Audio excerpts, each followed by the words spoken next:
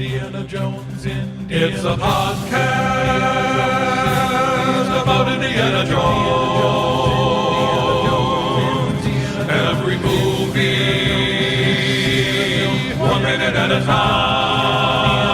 The Indiana Jones Minute.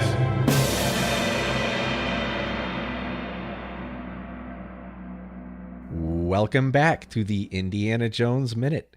This is the podcast where we stand face to face with who we will become 1 minute at a time. I'm the Admiral, Pete Mummert, and apparently I'm standing face to face with Admiral Ozzel himself. I'm Tom Taylor, and I didn't think of who I'm standing in front of. Maybe I'm standing in front of I'm standing in front of me in like 20 years. I don't know. Yeah. Still wearing your dad's clothes. Exactly. Yeah, exactly. I'm the intern, Jerry Porter, still going to be an intern in 20 years. There you go. And today we're happy to be joined once again by Eric Zala. You probably remember him as the kid who made a shot-for-shot remake of Raiders of the Lost Ark that was absolutely spectacular. And they made a great documentary about it called Raiders. Was it the greatest fan film ever made, I think? Pretty close. Okay. Pretty close to the title. That's the gist of it. Okay, good. And you may also remember him from our last season of Temple of Doom when Pat Roach gleefully stuffed Indy into a mine trolley. So welcome back, Eric. Who can forget? Thanks, guys. Thanks for having me back. Oh, totally. Yeah, we're thrilled to have you. And we're going to be talking about Minute 9 today. Minute 9 begins with Indy standing face to face with a grave robber who may not have an idol, but who will soon become one to Indy. And it ends with Indy protesting that the so-called Cross of Coronado belongs in a museum. Well, so again, at the very beginning of this minute, we see a young Indy gazing upwards, looking at Fedora Man, gobsmacked. And, he falls down. We talked about this a little bit. He falls down and he's staring straight up. It's actually a great shot. And, I ask you guys, is young Indiana Jones afraid of our 2-bit Friday night Lifetime movie, quote, Indiana Jones? Like, is he actually feeling threatened here? Or is young Indy floored by what the future holds for him? Huh. Interesting. I still think this guy is just a hat. I don't think I think we're laying a little heavily into the whole future of Indiana Jones thing. I think this guy's a hat and maybe a jacket. and a scar. Well, he's gobsmacked at the outfit. Yeah. He's like, I know what I'm going to wear when I grow up. Yeah. As soon as I get out of this mess, I'm going to head over to Trader Vic's or something. Well, not Trader Vic's. What's that? I don't know. One of them places. Yeah. Banana Republic. Yeah. Once upon a time, anyway. Right. It's funny you mentioned that, Tom. That was one of my other notes. Is there anything about Fedora Man that reminds us of the real Indiana Jones? Yeah, he whipped a lion too at one point, apparently. Well, he's very grace under pressure, even keeled. I'll give him that. Right? Yeah, he's very cool. Yeah. As a matter of fact, I'd say he has actually really good blood pressure. Yeah. Like it's probably really low. I mean, the way he handles this entire scene, this entire, beginning, he's really, like, everybody else is kind of going nuts, and Roscoe's causing all sorts of problems, and, people are pulling out guns and everything, but Fedora Man's very, very, everything's under control, everything's chill. It might even be a little too chill. Yeah, we've barely seen him get actually upset, have we? Yeah. Which I think is admirable. Yeah, he's in charge of the situation. Well, he says, quote, "Come on, kid, there is no way out of this." Actually, I'm going to deliver that a little bit more appropriately. He goes, "Come on, kid, there's no way out of this." It's like super. According to this cue card, there's no way out of it. I feel like a low energy Indiana Jones. Yeah.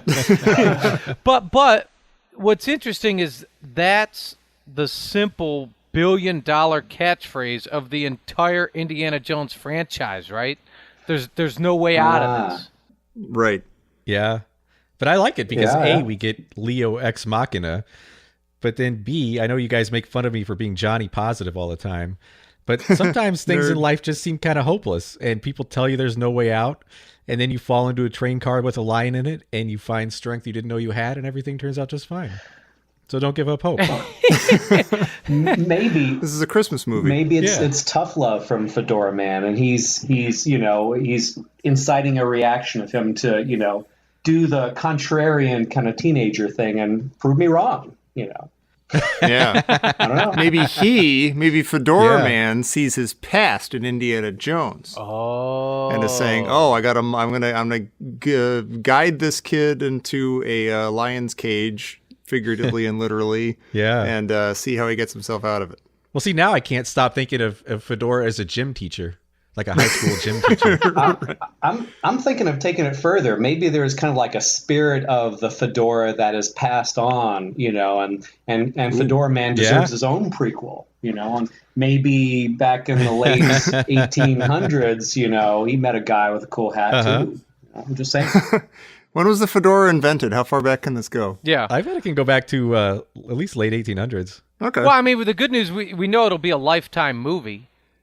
Like that's whatever the prequel is, it'll be a Lifetime movie. So, But there's more evidence coming up later in this minute that this is a tradition that's handed along, passed along, and I think Indy's the one that will eventually break the chain. But we'll get there in a couple minutes. Huh. So Indy falls into the lion cage. He sits up and pulls the hair out of his eyes, and he sees two different lions pacing towards him.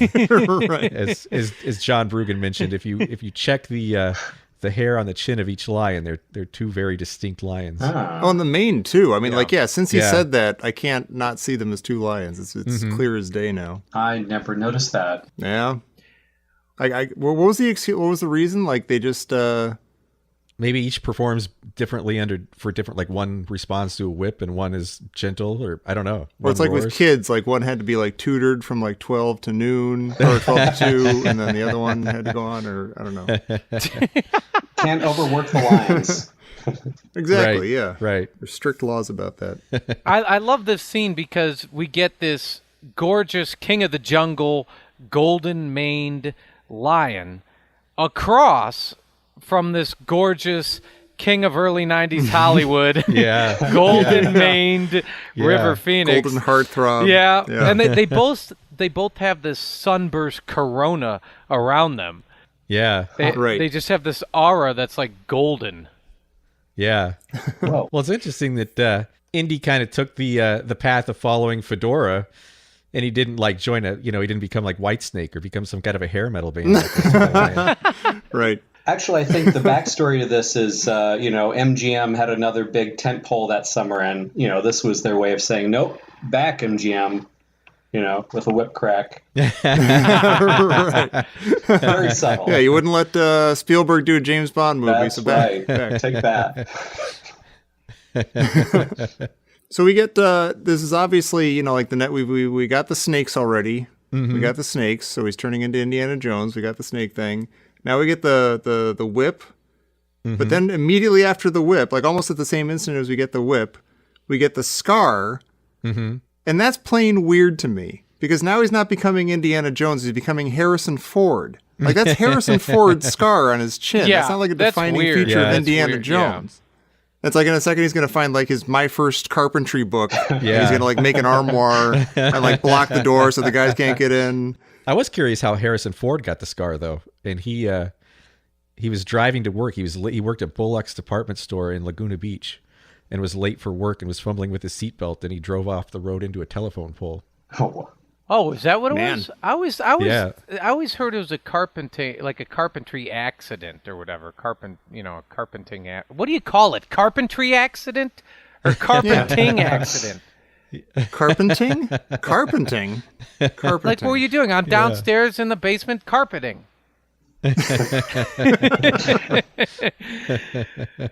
How about you, carpist? You mentioned this, Tommy, and look, I know nothing about the nuts and bolts of movie making, but even I noticed this super lazy ass editing in minute 9. I mean, you already talked about the lions and the two different lions and John Brugan, which of course I can't unsee. But the way it's like the way they show the lion shots back and forth and they switch, it's like it's all disjointed. It is. It looks like a guy in a room with a lion, Yeah. and you can't do too much with the lion because it'll eat you and kill you. Yeah, So they're like just kind of piecing it together. In fairness, though, they actually filmed with a lion. Like, that's not easy to do. So they didn't do like a fake lion, or they didn't do a lion behind glass. Like, they actually, he was in there with a lion. Well, I mean, Not bringing up baby. when they when they hoist Indy up, like one of the henchmen levels a gun on him, and then literally it's like the very next second it's weirdly sitting at his side. It's just all there's a lot of really poor lazy editing. Well, I never noticed that before too, but you're absolutely right. It's a jump cut. Guy's pointing a gun at him, and the next shot, the angles barely changed, but their positions have totally switched. But I bet they were cussing in the editing room, because what else are you going to cut to at this point? I mean, that'd be the editor's trick. But Right. yeah, got nothing. Just hope nobody notices. We're skipping something huge here. Oh, I'm going to be so excited if it's the same thing I was going to say. Well, we have shades of Satipo, and I think this is where the infinite regression of the next guy becoming Indy ends, because he says toss up the whip, and in this instance he does toss up the whip, and they pull him to safety. And so when the same thing happens with Satipo and the Chachapoyan temple, the loop gets broken, and Indy doesn't end up having, otherwise Indy would have given Satipo the hat, and then he would have gotten a scar, and he would have become the next Indiana Jones, and Indy was just like, made a great Indiana Jones. I'm taking it. I love it. It's like a symbolic chain letter. Yes. Yeah. and he. Yeah. And Well, I was going to say, but this is like in the same moment, like toss up the whip, and he does, and so yes, this is that formation of that aspect of Indiana Jones's character that makes him toss the idol to Satipo. It implants a trust in the action that is tragic. Yes. Yes. Now that scene in Raiders is fully explained. Let me ask you: is it weird to see Indy helpless here? Like, is that strange? Like, would he be able to get out of this lion encounter by himself? But I mean, we really see him helpless. Like he's, rescued from the jaws of death. Would he seem less helpless if he wasn't being helped? Like if somebody else didn't come along and help Indiana Jones, and it was just like, I'm thinking like the Well of Souls or something. He gets locked in there and he's doomed. Mm-hmm. That's pretty helpless, but he still manages to get out of it. But would he seem less helpless if, I don't know, Sala snuck back over there? It's like, here, Indy, here's a rope. I'll save you. Well, he was helpless after Satipo didn't toss in the whip. Then he kind of figured out a way out of it. And I'm assuming he would have figured out a way out of this if he I guess that's what I'm asking. Something. Is there, how many other times in the franchise, or at least big times, do we see where he's completely, just SOL, just has to, is relying on someone else's help, or he dies. Uh-huh. You could weigh each moment. For every like 10 minutes of the movie, you could weigh it and see like, well, I don't know, is he actually completely doomed here? Would somebody else be able to help? He gets out of a lot of things himself. Yeah. Well, in the bar at Raiders, he needed Saul and his kids to come get him. That's true. That's true. Yeah. Although he also sort of brought that situation on himself. Like he was standing up to like shoot a guy in a room full of guns. Yeah. Although if you steal a treasure from a hardened treasure hunter, you might call that bringing it on yourself as well. That's true. That's true. And we get this line where Fedora says, "You got heart, kid, but that belongs to me." And then Indy says, "It belongs to Coronado." And Fedora says, "Coronado's dead, and so are all of his grandchildren." And I think the "it belongs to Coronado" line is just a weird argument.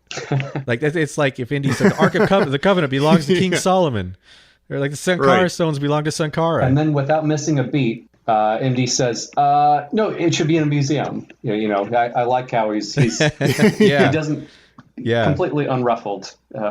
Yeah. Yeah. The Coronado wing of the museum. That's what Yeah. See, I think he meant like, he said like, "You got heart, kid, comma, but that belongs to me." Like his heart.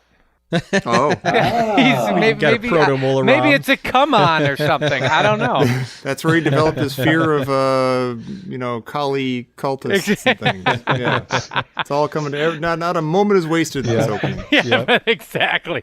He got in Temple of Doom. He's like, no, that belongs to Fedora. Can't take my heart out. Fresh. But we do have Indy setting himself up as the ultimate arbiter of who gets what. Like he's kind of decided that from this point forward, he's going to be the judge in determining where any kind of artifact belongs.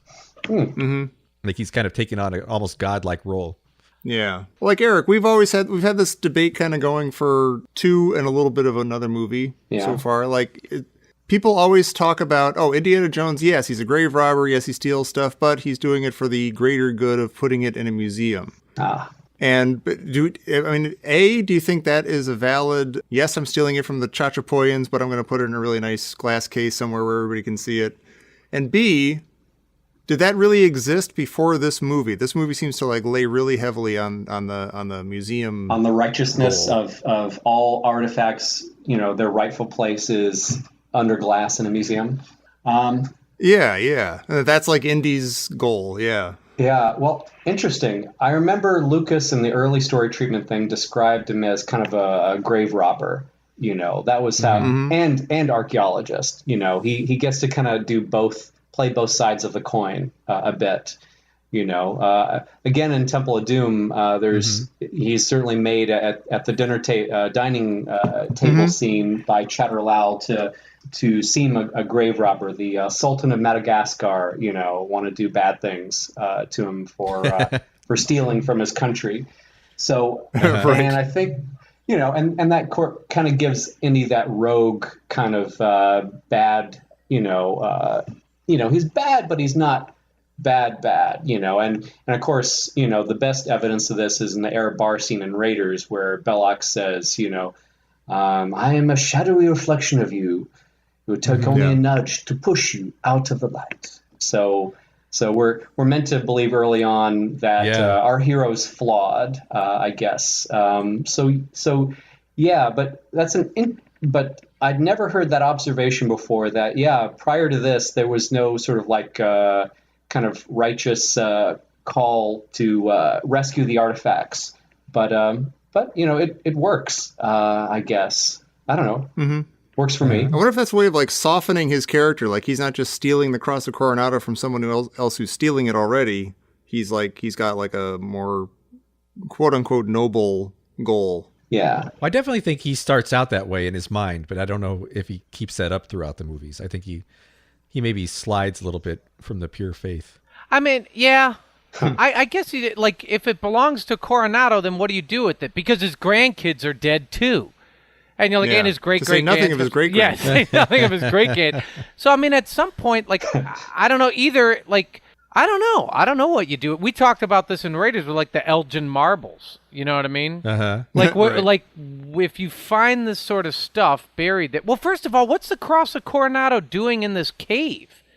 Did someone steal it from Cortez? Oh, maybe. And bury it and put it in the cave? I mean, does Fedora Man know what he's looking for here? Is he just I'm going to root around this cave? I mean, it's like a Saturday at 2. Yeah.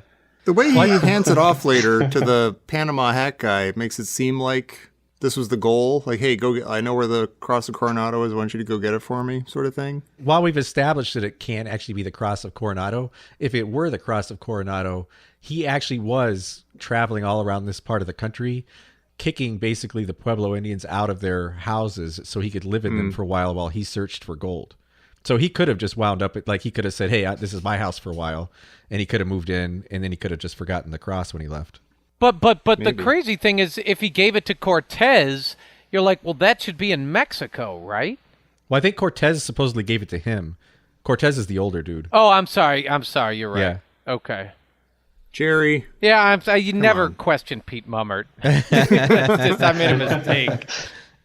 What is interesting here, like at the we keep saying that at the very end of the minute he says it belongs in a museum, but he actually gets cut off at the end of the minute before he says museum, or like as he's saying museum. That's the second time he said that belongs in a museum, and it's the second time he's gotten cut off in mid-sentence. So what does that tell you? I don't know what that tells you. I'll tell you. No, he But says, think about what he says is he goes, it belongs in a muse. And you go, well, see, it's really just inspiration, right? Like your muse. Yeah. Yeah. It's like his muse, tells him to run around and save these artifacts. Yeah, I need something to do. I'm inspired now. It belongs in a muse. I'll say this. I like young Indiana Jones has a lot more vitality than low blood pressure fedora guy. Yeah. It's I mean, I don't know what the deal is. That guy's just a sucky actor or what? I think he's going for cool, Yeah. smooth, laid back or something. Uh-huh. Like mild, menacing? I don't know. He's kind of like Indy version 1.0, before they worked all the kinks out, Yeah, it's like the first... Yeah. Yeah, it's like the first sketch that they ever did on paper of Indiana Jones. Like, he's got a hat and like a jacket and he kind of a scar someplace and yeah. Or he's like an alien that heard about Indiana Jones. Don't anybody say Tom Selleck? Nah, or it's like King Solomon's Mines. This guy would kick Tom Selleck's ass, right? Stop it. I don't like this guy. I'm on record, Eric, as thinking that Tom Selleck would be just fine in the role of Indiana Jones and probably excellent. Who knows? I think we're seeing what This guy is not Tom Selleck. Tom Selleck's legit. Tom Selleck's legit next to this guy. All right. It's true. I think we can all agree. I'll agree. Both would be better than Nick Nolte, who was also considered. or maybe not. It's hard to say. Maybe I got some Nick Nolte fans here, but I could see Tom Selleck before I could see Nick Nolte as Indy. Yeah. Oh my God. Yeah. I think I could see absolutely. Perry King before I could see Tom Selleck. That'd be pretty smart. Tim Matheson. I can see Tim Matheson. No, no. I can see Tim Allen before Tom Selleck. Well, Eric, we should ask you. Like I don't know if you can tell, but at least a couple of us are kind of we're looking forward to this segment of the movie being over. I'm sort of my patience with the bullet points coming true of Indiana Jones's character are getting a little old for me. It's a valid complaint, kind of checklisty, huh? Yeah, a little bit. It strikes me as a little goofy, but I don't want to color your response by saying that before I ask you how you feel about this whole sequence. This movie sucks, Eric, but we want to get your opinion, is what he's basically saying. I think it's dumb, but what do you think? It's dumb, but what do you think? Only a loser would like this. At least one of us is on record is actually quite enjoying this opening sequence. So you're not, depending on what you think, you've got friends in some camp. Well, the thing is, too much agreement spoils the discussion, I say. Healthy amount of debate, always a good thing. Yes. And I can see that. I can see that complaint. It as a result, probably it's the most sort of the part that feels most scripted in any of the Indy canon to date. Mm-hmm. That said, it is awfully fun. I remember when I saw it in the theater in '89, and I remember the opening sequence. It was just really, really drew me in. So, is it a little hokey? Yes. Is it a lot of fun? Yes. So I'm, it's, of course, I've got a great reverence for, the first three. So I could be, it could be somewhat biased, but legit complaint, but it still works for me. I think it probably still works for me too. I think the sequence in general I like a lot, and it is a lot of fun. I think I just bristle a little bit at the remember how Indiana Jones had a shirt this whole time in all these other movies? Well, here's where he got a shirt. Here's where he learned about shirts. Right. Like that kind of thing. Here's where it's tough because I'm exactly the same right there. It's fun, and we're having a good, but some of it's a little, I'm still trying to, where's the parsley to rinse out the Temple of Doom out of my mouth? I need the palate cleansing parsley. And then this is the first thing we get, and it's still a little bit hokey and corny, and it's fun, but I needed something a little stronger. A little bit more light. Grounded, Yeah, I thought, like, the complaint everybody had about Temple of Doom was it was too dark and too brooding, and now they go the opposite. I feel like you're kind of a hard man to please here, Jer. Well, no, it's just Raiders of the Lost Ark was like the Goldilocks spot.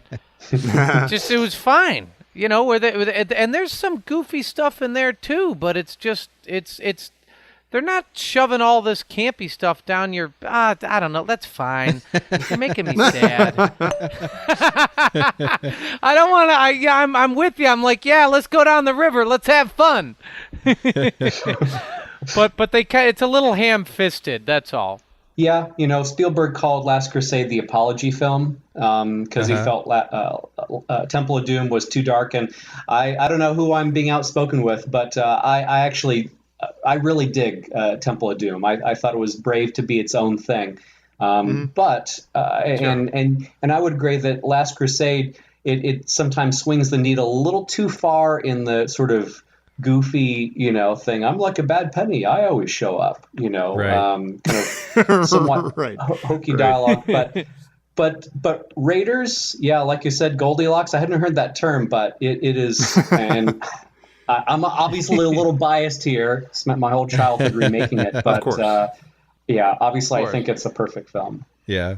Well, that's not biased when it's the best. Yeah, right. There's a certain point where it's just a fact, I think you can have a perfect film that you absolutely adore and love, and you still have that perfect film, but at the same time you have new adventures that are also a lot of fun.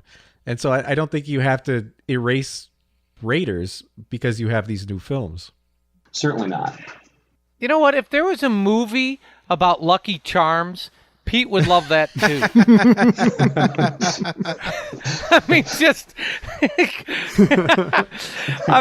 I know. I don't get the Last Crusade thing here. I think it's a wonderful film. Bashing Crusade. The Bash I'm Crusade. not on board with the Crusade bashing. I'm not bashing it for my sake. I like the movie.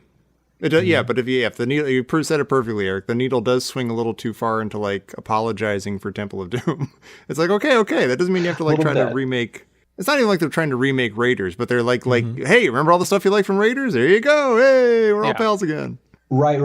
I don't want to, make no mistake. I would never want to bash Last Crusade. There's many amazing, awesome things about it, and definitely, deserve part of the canon. But I remember one review at the time said, if Raiders was kind of like a spoof on the original 1930s adventure serials, Last Crusade is a spoof on Raiders, which I can see a bit.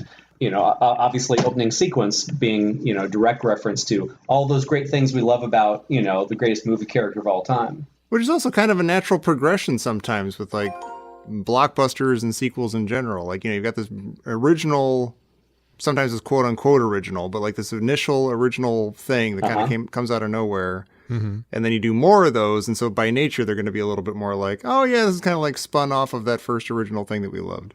And it's not quite as special. In film school, they in cinema studies, they'd break it down into like, the first one, this would be Raiders, is like the classic, and then not necessarily in trilogies, but in like, say, something like the Western genre, the first batch of films, that kind of set the tone, that set the iconography is the classic phase. And if I'm remembering this correctly, and then I think, anyway, later on is the Baroque stage where it becomes self-referential, and Last Crusade is Baroque. Yeah. There you go.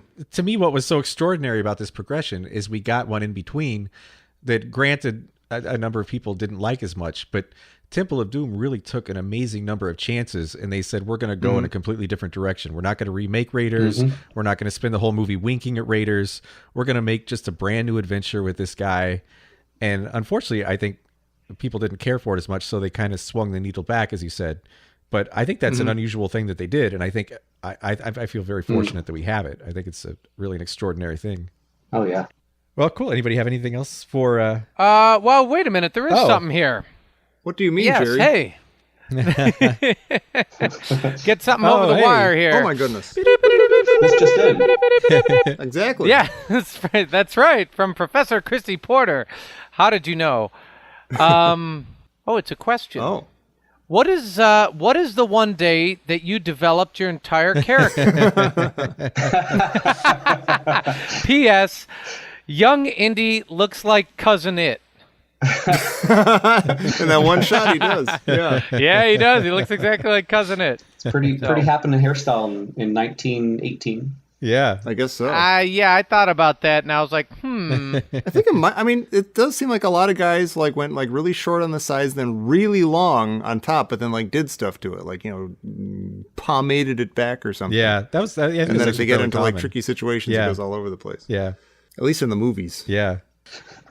Magic movies. Yep. Exactly. And speaking of magic movies, Eric, last time you were on, you were talking about a cool new project you were working on called Zala Detours. How's that coming along? Oh yeah, thanks for asking. Going great. Last month, we got a grant to give a free all-day DIY filmmaking workshop for kids at the Lynn Meadows Discovery Center. And so I'm for those of you who hadn't heard of Zala Detours, I travel to speak at schools, colleges, art centers to kind of share the story of Raiders. It's kind of project-based learning with a unique sort of fun context. It's kind of born of touring after the documentary came out, and a lot of folks, teachers and parents in particular, approached me after the screening and said, "Hey, this is a really great story. I'd love it if you can come share it at my school. I think it would inspire my students."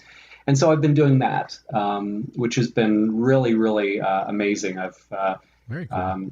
To kind of sit down with the odd perspective of having a book and a documentary about your childhood project and try to glean as much as I could learn, about, whether it's doing a film or a play or getting a band together or any kind of project that you do with your buddies. How can you stick with it, through ordeal and obstacle and all that. So if anyone's interested in checking it out more, we've got our website up now, actually. It's ericzala.com. ERIC, Z as in zebra, ALA. So it's pretty cool stuff. I'm very grateful for kind of try to pass on lighting the fire as it was lit for me back in a darkened theater back in 1981. So cool. So that's what I'm up to now. Cool. That's awesome. Yeah, that's amazing. Yeah, that's definitely a fire that was lit, and I'm glad to see you sharing that with a new generation. Oh, thanks. Yeah, you found your muse. Yes. It belonged to the muse. Not bad, guys. Not bad. As the River Phoenix, maybe it is Muse. He found his in Fedora. Yeah. That's right. Yeah. And I would just like to point everybody to our website as well, if you haven't been there for a while. There's a lot of stuff there that you may not expect to see. We have more than just the podcast up there. We have all of our trading cards. We have a very detailed walkthrough of Han Solo's fever dream. We've got some archaeology articles, so lots of stuff for you to check out and hang out for a little while. And you can even support the show through there. You can order t-shirts. So please check us out at IndianaJonesMinute.com. And then check us out here tomorrow for Minute 10 of Indiana Jones and the Last Crusade here on the Indiana Jones Minute. Hey, kid, there is a way out. Yeah, there's a way out of this. Let's get eaten by a lion.